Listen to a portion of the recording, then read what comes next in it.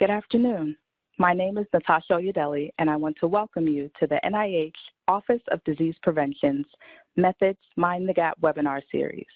This series explores research design, measurement, intervention, data analysis, and other methods of interest to prevention science.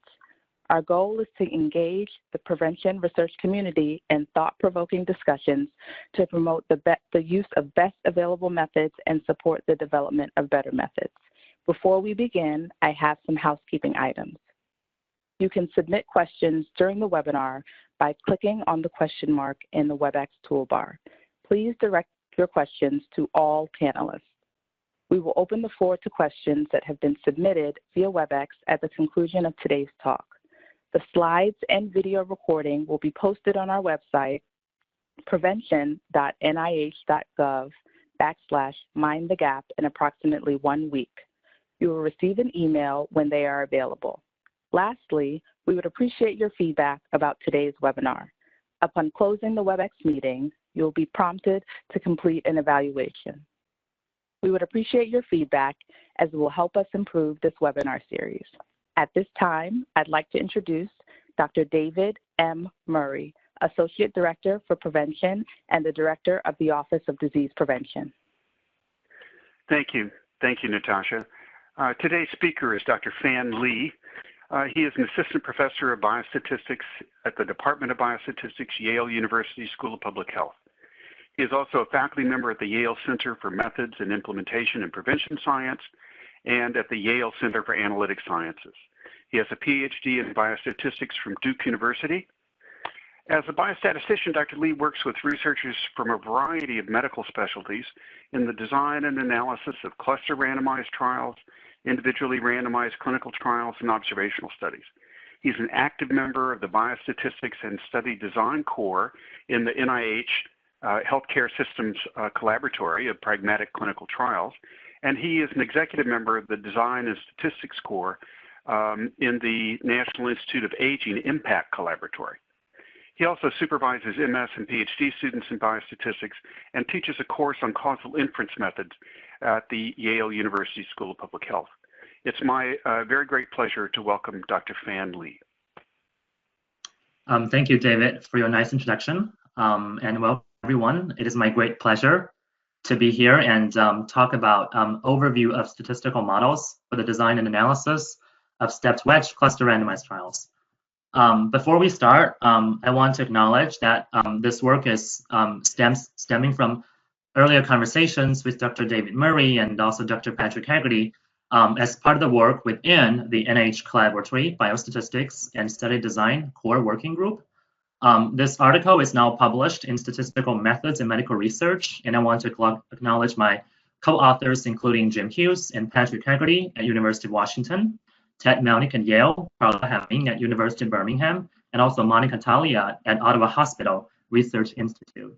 I also want to thank my other collaborators who I've been working on ongoing projects in stepped wedge cluster randomized trials. And this is a snapshot of the article published online, and this work is now was supported by an administrative supplement from the NIH Office of Disease Prevention and National Institute on Drug Abuse, as well as a PCORI award.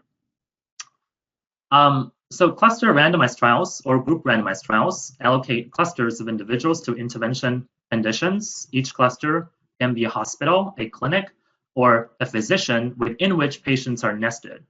And these designs are often done to minimize contamination of treatment, as well as for administrative convenience.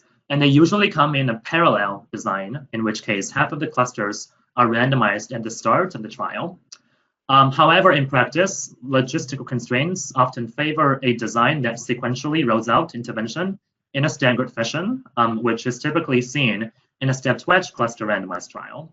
And of course, there are pros and cons of a stepped wedge cluster randomized trial, which we will not get into in the interest of time, but I'll just point you to the article cited in the slides, which provides a comprehensive discussion on when the stepped wedge design could be a good design choice. In stepped wedge cluster randomized trials, because the intervention conditions is usually crossed with time, there are additional considerations beyond what is commonly done in the parallel cluster randomized trials. In a seminal paper of Hussey and Hughes in 2007, a mixed effects model has been developed corresponding to the stepped wedge design. And in that basic model, the time and intervention effect was modeled by fixed effects, and the random effects were used to account for clustering.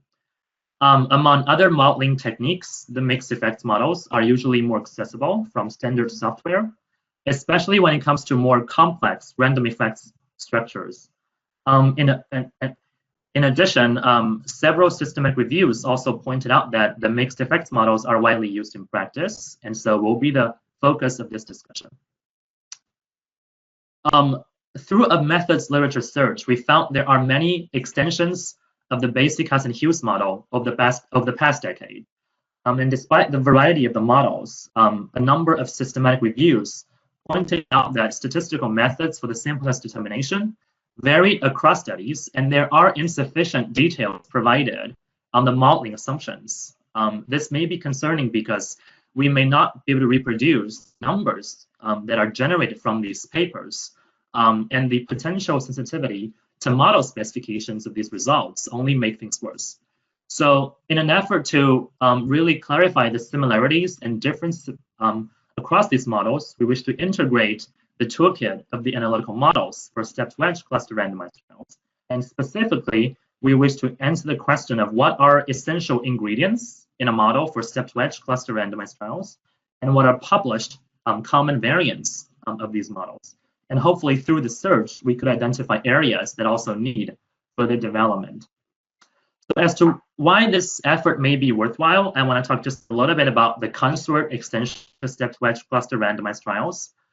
In particular, there are two items in the consort statements that highlight the importance of providing sufficient details on the model specification, both in the design stage as well as in the analysis stage. And so responding to these statements, we wish to provide a high-level general model representation within which we could introduce model variants published in the methods literature. And understanding some of these details could help us understand the assumptions and implications of these different models, and hopefully help us better adhere to the consort statements by clarifying the model we use on our daily practice.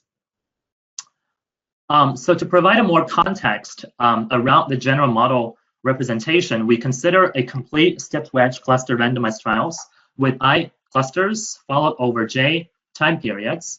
And there are three designs of interest. In a cross-sectional design, we have different individuals observed in each cluster over each period, and we assume Nij as the number of individuals or cluster period size that are specific to period J in cluster I. The cluster period size may be variable in this case. In a closed cohort design, we have individuals identified at the start of the trial and then scheduled for repeated outcome assessment over time. And we write Ni as the cohort size in cluster I. And because repeated measurements are taken from the same individual, so this Ni usually is a constant over time in a cluster if there is no dropout or missing data. And finally, the open cohort design is really a mix of the previous two designs because we allow the attrition of existing members from, as well as the addition of new members into the original cohort identified at the start. In a cluster randomized trial, typically clusters start out in the control condition, and then sets of the clusters are going to be randomized to intervention until all the clusters are exposed under intervention. And here is a schematic illustration of a stepped wedge cluster randomized trial with 8 clusters and 5 periods. Each row in the diagram is a cluster, and each column is a period. Here, every cluster starts out in the control condition, so blank white cells at j equals to 1, the baseline period. And in each of the subsequent time period, we have 2 clusters that are randomly chosen to receive intervention until all the clusters have received intervention. In this figure, it is also evident that there are 4 distinct intervention sequences, each of which is fully determined by the time period during which the intervention is first implemented. So for this design, usually an outcome model will be used to describe the outcome change over time and to specifically acknowledge the dependence on the outcome on the treatment start time, we write Yijks as the outcome of individual K during period J in cluster I, at cluster I received an intervention sequence S. And then we can have the mean model for mu ijks through a link function G, as well as two major components on the right-hand side of this equation in the slide. The first component, the Fijs prime, describes the group average outcome trajectory, and the theta parameter includes the parameter of interest, which is the intervention effect, among others. The second component, Rik prime alpha I, describes the cluster-specific, time-specific, and/or individual-specific departure from that group average time outcome trajectory. Notice that this is a conceptual generalized linear model, except that we borrow some of the potential outcome language in the causal inference context to clearly indicate the dependence of the model elements on the intervention sequences. Just because the intervention effect is confounded by time in this design, we usually separate the group average component into a baseline component, characterizing the background secular trend in the absence of intervention, as well as a time-dependent intervention component, which is an indicator function of whether the current time is later than the treatment start time, S. In the baseline component, the beta parameter encodes the secular trend, and in the intervention component, the delta Js parameter encodes the change in the mean outcome at period J due to intervention sequence S, and will be the parameter of interest. Under this strategy, we could then have a general model representation, which basically links the link function transformed mean response to three essential ingredients, which are secular trend, intervention effect, as well as heterogeneity, each of which will be exemplified in this talk as we move on. So in addition to specifying the mean component of the outcome, we can also specify a distribution of the outcome, and including all the higher order moments. If we have a continuous, normally distributed outcome, we can obtain the usual linear mix model where we have an identity link function. And then in this model, the heterogeneity parameter alpha I is assumed to be sampled from some population density and induces the within cluster correlations or the intra-class correlation coefficients, the ICCs. Usually we only observe the outcome corresponding to the randomized sequence, and so we could equate the observed outcome to this potential outcome if the cluster I receives intervention sequence S, and then estimate all the model parameters in the mixed effects model. And also because the current literature usually have exclusively focused on a continuous outcome, we want to review existing linear mixed model variants as special cases of this more general model representation. So the first model we wish to talk about is the classical Hussey-Hughes model, where the continuous outcome Yijk is modeled as the sum of the grand mean, the categorical time effect, beta j, the intervention component, the cluster-specific random intercept, as well as the error term, epsilon ijk. It is that in this model, the secular trend component is modeled categorically, basically assigning a distinct value for the mean outcome in each time period in the absence of intervention. The intervention effect here, delta, is a constant and does not depend on the time interval during which the intervention was initiated. And the heterogeneity component, alpha I, only captures the cluster-specific departure from the group average, but is assumed to be homogeneous across time periods, as well as the intervention sequences. So analogous to the parallel cluster randomized trials, the single cluster level random intercept in the Hussey-Hughes model postulates a simple exchangeable correlation structure parameterized by a common ICC defined in the usual way as the ratio of the variance components. Simplicity of the Hussey-Hughes model permits a closed form derivation of the variance of the intervention effect, which really facilitates the sample size calculation. In particular, this variance expression depends on the total variance of the outcome, as well as a few design constants that are functions of the intervention sequences, as well as two eigenvalues of that correlation structure, which is a specific function of the common ICC. Although there are many subsequent development based on the Hussey-Hughes model, one potential limitation of this model is that as the cluster period size increases to infinity, the variance of the intervention effect will shrink to 0, in which case one may find the required number of clusters in the design stage could shrink to 1, which is unrealistically small. So there are many extensions of the Hussey-Hughes model concerning all aspects of the model. And for example, for modeling the secular trend, one could have a general function of time to represent the underlying time trend. And one specific strategy is to use a linear specification, in which case the time grows, the time effect grows linearly, or we can use some kind of polynomial specification up to some degree supported by the data. From an efficiency perspective, we generally would favor the dimension of the secular trend parameter to be controlled because we wish to maximize the efficiency of the intervention effect estimator, with one exception, that is, in the linear mixed model, the variance of this intervention effect is invariant to time parameterization, as long as the sum of intervention sequence across all the clusters lay in the column space of secular trend component. And specifically, in the linear mixed model, if there is a balanced allocation so that there are an equal number of clusters assigned to each sequence and the cluster period sizes are all equal, this invariance holds, and the time parameterization doesn't matter as much in terms of the variance of the intervention effect estimator. However, from a bias perspective, it is still natural to consider a non-parametric or categorical representation of the time trend, as in the Hussey-Hughes model, as that really minimizes the bias introduced in the intervention effect estimator, which is a prioritized concern usually. So there are also considerations on modeling the intervention effect. As we have said earlier, in the Hussey-Hughes model, the intervention effect delta is a constant or averaged, some kind of time averaged intervention effect, which would be easy to work with, especially in the design stage. However, this does not acknowledge the time-dependent nature of the intervention component.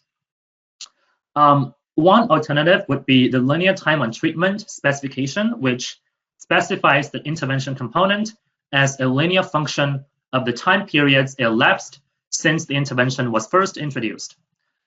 From this illustrative figure, it is clear that this specification considers the strengthening or weakening of the effect of the intervention effect over time. And in fact, it is closely connected to models developed for analyzing the longitudinal cluster randomized trials, in which case, oftentimes, we are interested in the parameter, which is the time by treatment interaction. A second parameterization for the intervention component is the delayed treatment effect, where we assume that the intervention was only 0.0% effective in the first period when it was just introduced. In the subsequent period, the intervention can either reach to full effectiveness, or it could have a gradual increase in the effectiveness over time. A strong requirement of this specification, however, is that we need to know, we need to have some prior knowledge or assumptions on the effectiveness of the intervention over time, which may or may not be available in a particular study. A final parameterization for the intervention component is the general time on treatment effect, which really is a saturated function of the time periods elapsed since the intervention was first introduced. It is clear that this model is more complex and more general than the previous model, and specifically, there are uppercase J-1 total intervention effect parameter to be estimated, which is a more challenging task for the analysis. However, a potential benefit of this model is that it omits a few interpretable global tests. For example, one could test for no intervention effect, as usual, the constant intervention effect assumption, as well as the linear time on treatment effect assumption, all of which are nested and are special cases of this more general model, of this more general intervention effect representation. So in addition to the considerations for the secular trend, as well as the intervention effect component, there has been extensive discussions in the literature of alternative strategies for specifying or modeling the random effect structure in stepped wedge designs. And almost all of these models are centered around extensions to the Hussey-Hughes model, which assumes a constant intervention effect as well as a categorical time trend. And for this reason, we wish to review variants of these random effects extensions by assuming a linear link function, categorical time trend, as well as a time invariant intervention effect with only one exception, which will be pointed out later.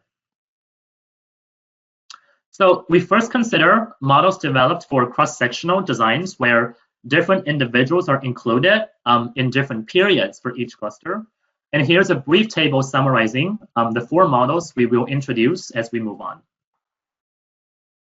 The first model is the nested exchangeable correlation model, which in addition to the Hussey-Hughes model, there is a random cluster by time interaction, gamma ij, which is normally distributed and independent with other random effects component. This addition of the random cluster by time interaction allows the deviation from the group average to be both cluster specific as well as time specific. And in fact, it distinguishes between 2 ICC parameters, which are the within period ICC as well as the between period ICC, defined as the ratio of the respective variance components from this model. And it is assumed from this model that the between period ICC does not exceed the within period ICC. So here's a brief figure illustrating the definition of these 2 ICC parameters. On the left-hand side, we have the within period ICC defined as the correlation between 2 observations taken from 2 different individuals in the same cluster within the same time period. While on the right-hand side, you have the between period ICC defined as the correlation between 2 individual observations measured on 2 different individuals across 2 different periods. And correspondingly, the sample size calculation should take into account both ICCs under this model. And in fact, under this model, you have the same form of the variance of the intervention effect with the Hussey-Hughes model, except that we need to replace the total variance of the outcome as well as the 2 eigenvalues, now reflecting the 2 ICCs under the nested exchangeable correlation model. In the methods literature, this model is also referred to as the Hooper-Gerling model, and there are other alternative parameterizations of the between period ICC, which are sometimes called the cluster autocorrelation or the cluster mean correlation, which we have shown to be specific function of the 2 eigenvalues shown in the slide. One potential advantage of this model is that as the over the Hussey-Hughes model is that as the cluster period size increases to infinity, the variance of the intervention effect does not shrink to 0, in which case one may find that the required number of clusters in the design stage does not go to 1, which may be more realistic in practice. The second model we review is the exponential decay model, where similar to the previous nested exchangeable correlation model, the heterogeneity component is allowed to be both cluster specific as well as time specific. And different from the previous model, one would assume an autoregressive type of covariance structure for the collection of the random effects in each cluster, as given in the slide. And this kind of specification allows the between period ICC to decay exponentially over time by a rate of R, which would be considered to be more realistic if the trial lasts for a number of years and the measurements are quite separate in time. The decay model and the nested exchangeable correlation model do not have a clear nesting relationship, except that both can reduce to the usual Hussey-Hughes model if we somehow equate the within period ICC to the between period ICC.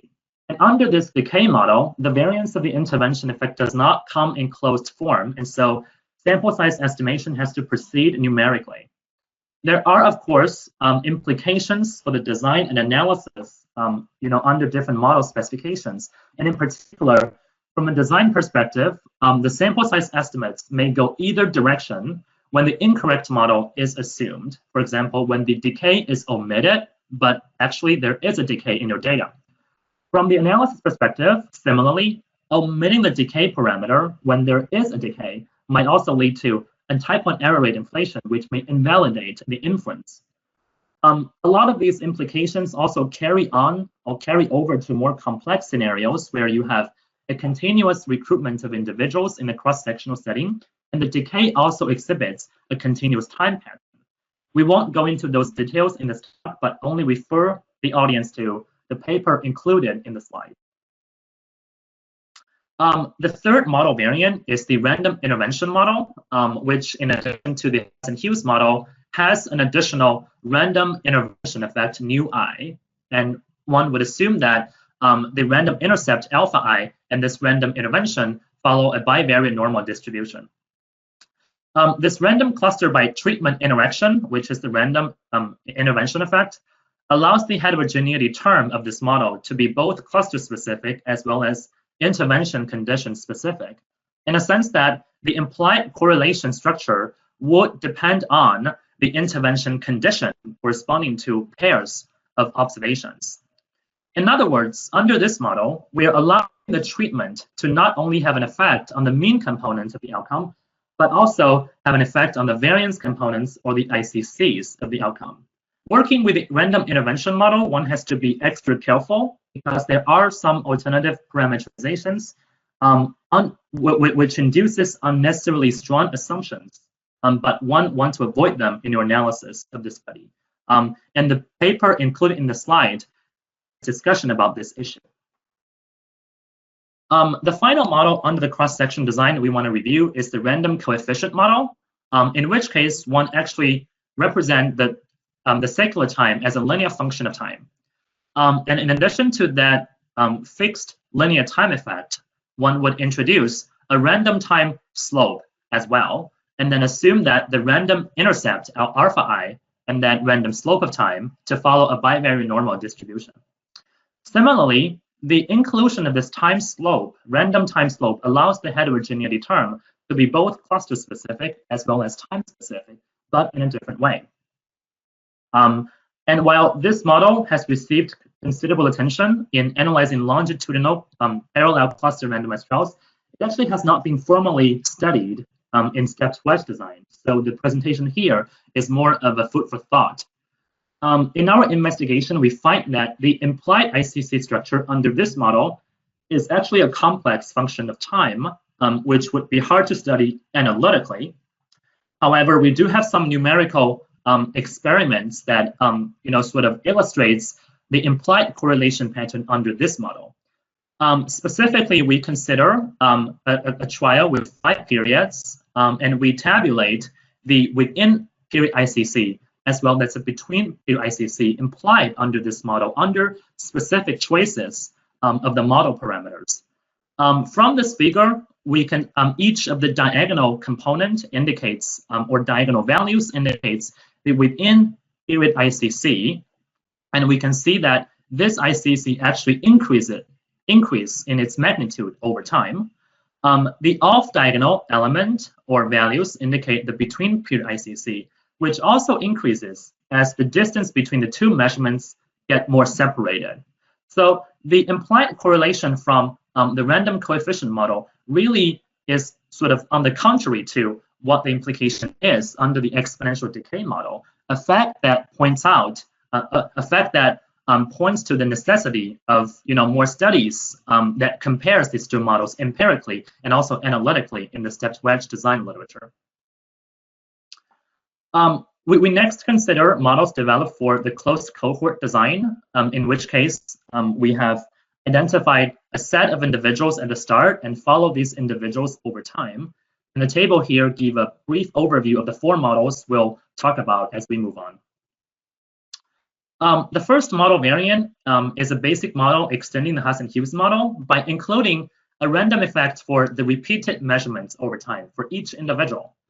The addition of this random effect for the repeated measures allows the heterogeneity term of this model to be both cluster specific as well as individual specific. The addition of this random effect for the repeated measures implies a nested exchangeable correlation structure so that we can differentiate the ICCs for the repeated measures, row A, as well as the ICCs for measurements taken from different individuals, regardless of time. This model also permits a closed form derivation of the variance of the intervention effect, and that shares the same form of the Hussey-Hughes variance, of the Hussey-Hughes model variance, except that again, we need to change the total variance as well as the eigenvalues corresponding to the current ICC parameters. However, even under the addition of this random effect, this model may still be subject to the same limitation in the Hussey-Hughes model, in that as the cohort size increases to infinity, the variance of the intervention effect will shrink to 0, in which case we may find the required number of clusters to be unrealistically small in the design stage. The second model variant is the block exchangeable correlation model, where in addition to that random effect for the repeated measurements from the previous model, we have that random cluster by time interaction gamma ij, just like the nested exchangeable correlation model under the cross-sectional design. This model is also called the Hooper-Gerling model, which allows the heterogeneity term now to be both cluster-specific, time-specific, as well as individual-specific. The existence of the 3 random effects permits a correlation structure now with 3 ICC parameters. We have the within period and between period ICC that describe the correlation for measurements taken from individuals, just like the ICCs defined in the cross-sectional setting. However, we will have an additional between period within individual ICC for repeated measurements, just like the models we described earlier. The existence of the 3 random effects still allows the derivation of a closed form variance of the intervention effect, which still shares the same form of the Hussey-Hughes model, except that we need to replace the value of the total variance as well as the 2 eigenvalues, now corresponding to functions of the 3 ICC parameters under this block exchangeable correlation model. A potential improvement of this model over the previous model, as we have discussed earlier, is that as the cohort size increases to infinity, the variance of the intervention effect does not shrink to 0, so the sample size estimates may be more realistic. Notice that the block exchangeable correlation model is a common choice in the methods literature under closed cohort designs, and there are many other results developed around this model in the closed cohort setting. The closed form variance under this model actually allows us to confirm the relationship between the power of the test as well as the 3 ICC parameters. In particular, as the within period ICC increases, the power of the test will decrease, which indicates that this within period ICC functions in the usual way as the traditional ICC in our parallel cluster randomized trials. However, as the between period ICC and the within individual ICC for the repeated measurements increase, the power of the test will actually increase, so indicating the different roles of these 2 correlations. There are important design implications of this result. In practice, we are most likely to observe values of the within period correlation, or ICC, in the literature because there are few published ICC parameters. There are a few published estimates for the other 2 ICC parameters. What this result implies is that in the design stage, conservatively small values for the between period ICC as well as the within individual ICC for the repeated measures will not underpower the study in the design stage. The third model variant is the proportional decay model, which corresponds to the exponential decay model, except that we are talking about the closed cohort scenarios. Similar to the previous exponential decay model under the cross-sectional design, we still specify the random, the heterogeneity term to be both cluster-specific as well as time-specific, and allow an autoregressive structure for that random cluster by time interaction. The difference here is that we further assume a similar autoregressive structure for the residual errors of the kth person in cluster I, so that we have the similar decay for the individual level measurements, individual level repeated measurements. These assumptions implies a proportional decay correlation structure with 3 parameters. Essentially, the within period ICC rho W and the between period ICC rho B, J minus I, are basically the two ICC parameters, the two same ICC parameters under the previous exponential decay model. We have an additional with individual ICC parameters, rho A, J minus L, that also decays exponentially over time under this model specification. Notice that this proportional decay model was originally introduced and studied under the marginal model, and the previous linear mixed effects model is just an equivalent expression that lead to the same inference. The assumption here is that we have the same decay rate R as to both the within individual ICC for the repeated measurements as well as the between period ICC for different individuals, which may be strong. However, a technical convenience of this specification is that we have the separability of the correlation matrix into small blocks, which allows us to obtain a closed form variance of the intervention effect from this model. And in particular, this intervention effect will depend on the total variance as well as a few new design constants, which are specific functions of the intervention sequences. The closed form variance also allows us to confirm a parabolic relationship between the variance of the intervention effect and the decay parameter. So just as our for the nest exchangeable correlation model versus the exponential decay correlation model in the cross-sectional setting, the sample size estimates may be sensitive to the correlation assumptions in the closed cohort setting and can go either directions. As a more concrete illustration here, we have a contour plot of the variance of the intervention effect under the proportion of the proportional decay model versus the variance of the intervention effect under the block exchangeable model. In this figure, we choose the common within, we choose the within period ICC rho W to be 0.03, which is common to both models. We fix the decay parameter in the proportional decay model to be 0.5, and we vary the x-axis and y-axis, which correspond to the between period correlation and the within individual correlation from the block exchangeable model. In the figure, we have different shades indicating different values of this variance ratio, and that broken dashed black line indicates equality. We can see that depending on the range, depending on the specific values of the parameter, the ratio of the variance can go either direction, indicating that the results on sample size calculation may be sensitive to the choice of the correlation model in the closed cohort design as well. A final model variant we wish to review under the closed cohort design is the random intervention model, which, in addition to the random cluster by time interaction, as well as the repeat, as well as the ICs, as well as the random effects for the repeated measurements within the same individual, we have a random cluster level intervention, which represents the random cluster by treatment interaction. So the addition of this random intervention effect now allows the heterogeneity component of the model to be both cluster specific, time specific, individual specific, as well as intervention condition specific, which again implies a complex ICC correlation structure with 8 correlation parameters that will depend on these factors. In particular, this more complex model generalizes exponential decay model and the random intervention model under the cross-sectional design, but it does not nest the previous proportional decay model, even though both models are proposed for the closed cohort design.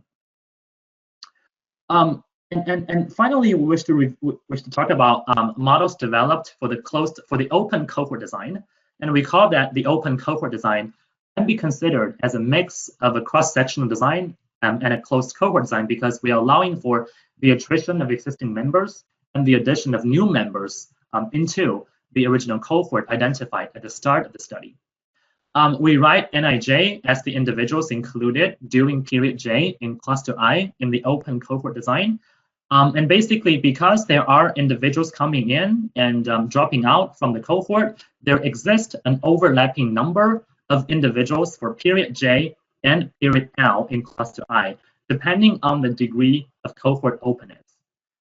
Notice that this notation generalizes that the notation of the previous two designs, because basically In a cross-section design, we have different individuals measured at different time points. So this overlapping number is basically 0 for all pairs of periods, indicating maximum degree of openness. In a closed cohort design, this overlapping number is a constant within each cluster, indicating we have a minimum degree of openness. So in principle, the models considered for the closed cohort design can still be used to represent the outcome trajectory in the open cohort design, with maybe one caveat, that is, the repeated measurements are only available for individuals included in more than one period. And for example, the previous block exchangeable correlation model still applies, where we have the random intercept alpha I, the random cluster by time interaction gamma ij, as well as the random effect for the repeated measurements phi I.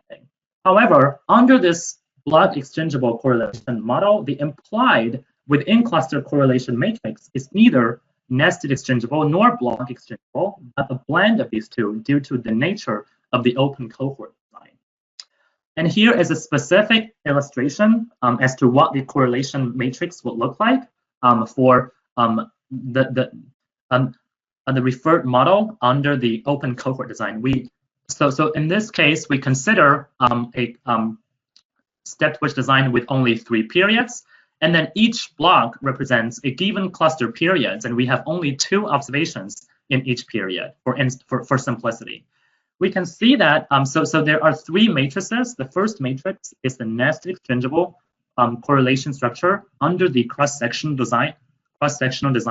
The second matrix is the block exchangeable correlation structure under the closed cohort design, while the final matrix is the blended exchangeable correlation structure under the open cohort design.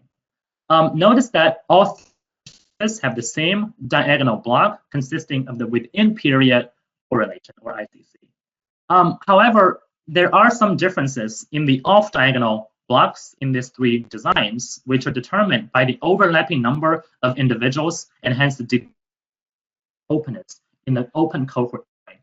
Specifically, in this case, we assume that there is only one individual that are followed through all periods, and a new individual will be supplemented in each period in the open cohort design, which then explains why we only have a single within individual correlation rho alpha in the off-diagonal block under the 3rd column, which represent the blended exchangeable correlation structure for the open cohort design.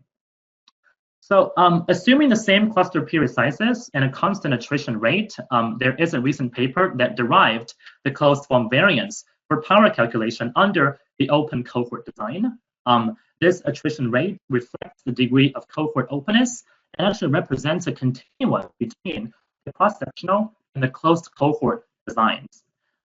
In some sense, this attrition rate, this perspective on the attrition rate facilitates efficiency comparisons between the cross-sectional and closed cohort designs. And specifically, we found that the closed cohort design is usually at least as efficient as the cross-section design, as long as the within individual ICC for the repeated measurements is no smaller than the between period correlation for different individuals.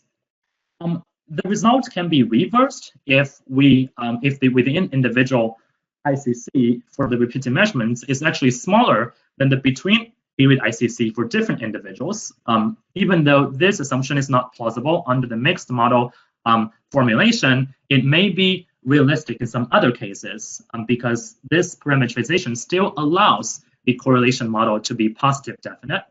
There is also an extension of the models in the open cohort scenario to allow for correlation decay.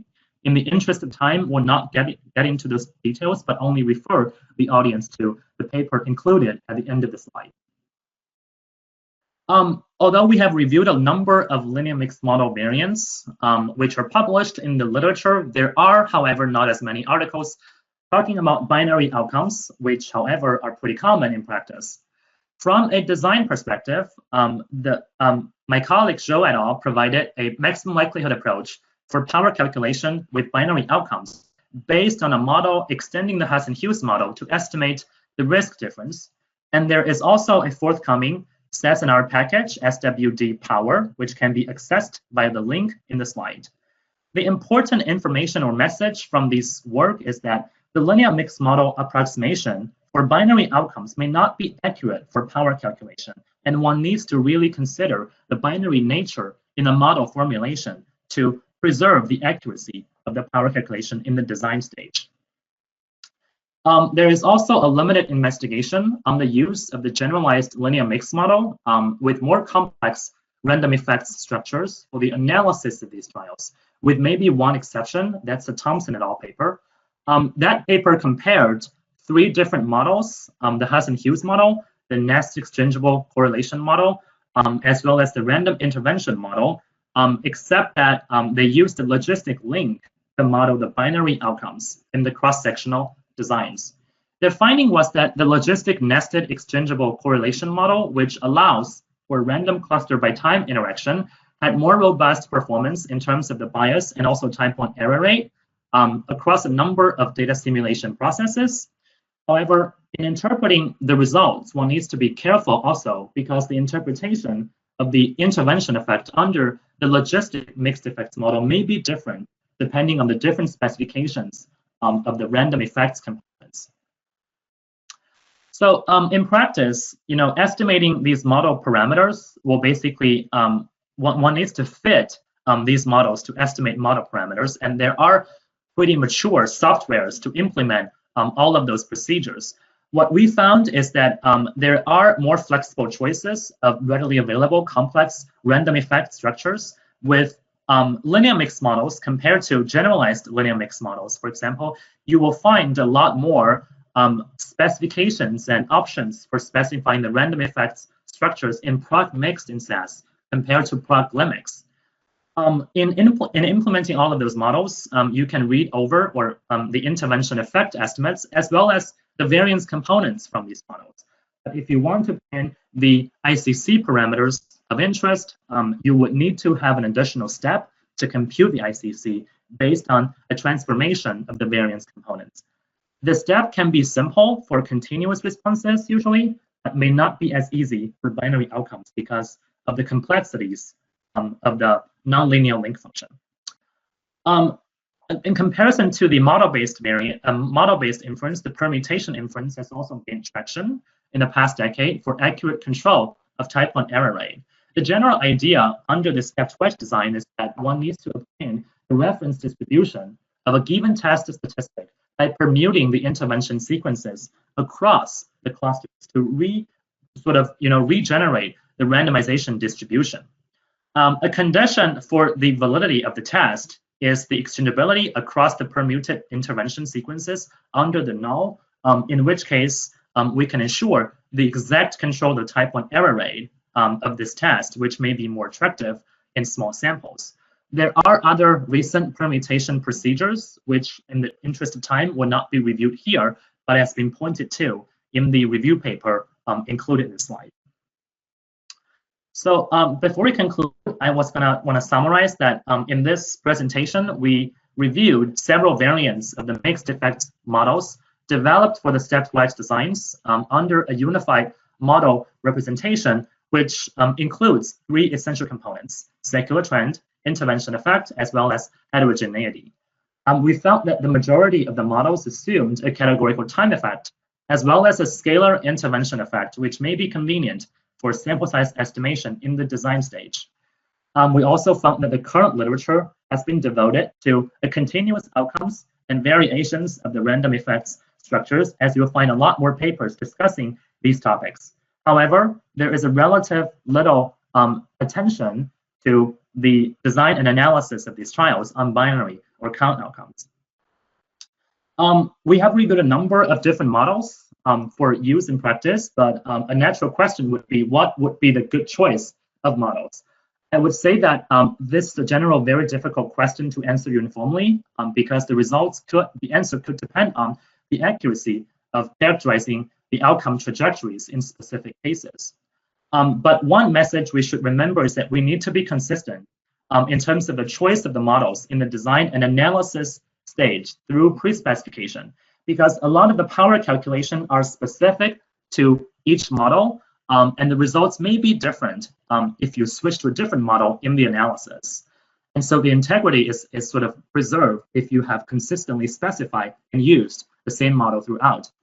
In the design stage, if there is any prior information or even pilot data that could allow us to test which of these models would be a best fit for the specific study, that would be something to try. But if you don't have those information, one could consider some kind of sensitivity analysis that really examines the changes in the sample size estimates due to different kinds of model specifications to increase the robustness of the design. In the analysis stage, one should also consider more robust analysis in complementing the model-based analysis, for example, the permutation analysis. There are also other published simulation studies that examine the use of the information criteria for model selection in the analysis stage in the traditional parallel cluster in the traditional longitudinal parallel cluster randomized trials, but have only met limited successes. So really, how to select the best model in the analysis, for example, in your secondary analysis of the study, would still remain an open question to answer. So we have not, in the interest of time, we have not reviewed alternative models for the design and analysis, such as the marginal models, which separately specifies the mean and the correlation model components of the data. These marginal models ensure a population averaged interpretation, and the inference could be robust to correlation specifications when the number of clusters is sufficiently large. And there's a strand of recent literature studying the sample size and finite sample behavior of the GE estimators corresponding to these marginal models. And these models can also directly estimate the correlation parameters or ICCs instead of the variance components as in the mixed effects model. There are software available to implement the marginal models. However, obviously more needs to be developed because fitting these marginal models with more complex correlation patterns or matrices may be challenging. So before we close this talk, I want to revisit the Cont'd extension we discussed. In particular, we have said that there are two items in the Cont'd extension recommending providing sufficient details on the model specifications in both the design and analysis stage. And I wish that by reviewing these model variants, we have clarified some assumptions of these models, which can help us better and explicitly detail the model variants we use in our daily practice. And so there is another recommendation from the Cont'd statements that we should remember is that in the analysis stage, with either choice of these models, in addition to reporting the effect size from the model, we should also consider reporting the ICC parameters or the variance components from these models because they will be informative for planning future trials with a similar endpoints. In particular, when somebody wants to design a study and use the more complex models for sample size calculation, we simply lack those estimates, for example, for the correlation decay estimates, as well as the variation of the random intervention component. If we start to report more values of those components, that would greatly facilitate the design of trials based on these more recent extensions and hopefully move us to better practices.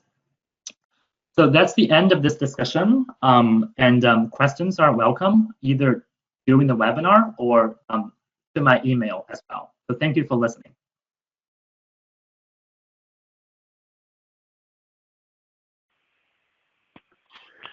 Thank you, Fan, very much. That was a fascinating presentation. I encourage everybody listening to go online and get a copy of the paper. You can get it today. It's available online. You covered a ton of material. We have a little time for questions, so let me not delay and just ask a few. So I got a question that's not a surprise. Somebody's doing a step wedge cluster randomized trial, and of course we're in the middle of a pandemic, so some of their sites have shut down. None of their sites can collect more data right now, and the person was asking, what do I do? Now, I realize you can't provide a specific answer to that question because you don't know the particulars of the study, but I know we've run into this a little bit in the context of the Healthcare Systems Collaboratory, and discussed it. So do you have sort of general comments about what do you do in the middle of a pandemic? Sure. Yeah. Thanks for the question, David. I think it's a really important question, and specifically for this time. And so my comment would just be, generally, I think there are a lot of questions as to, what population are we attracting, right? Before and post the pandemic. And that's a question may or may not be addressed statistically. But I guess statistically, I could think of the issue of bias and efficiency. From the perspective of bias, then, if the pandemic would affect the population that you will attract over time, across different clusters, then you need to consider these differential, characteristic population that you attract pre and post pandemic to really resolve the bias of the intervention effect, which would be a topic of discussion. But also, I'm thinking that if the pandemic actually interrupts the design, then you may have cluster periods during which you don't collect information at all, which could be considered as missing cluster periods. And I recall that there is a literature discussing about incomplete stepped wedge designs, which addresses how much efficiency would you lose if you somehow don't collect information on a particular cluster. And I think that strand of literature would provide some lights into this issue in terms of the variances and the power of the analysis if you don't have data collected during the pandemic. Thank you. A general question. So a number of the models that you described are pretty darn complicated.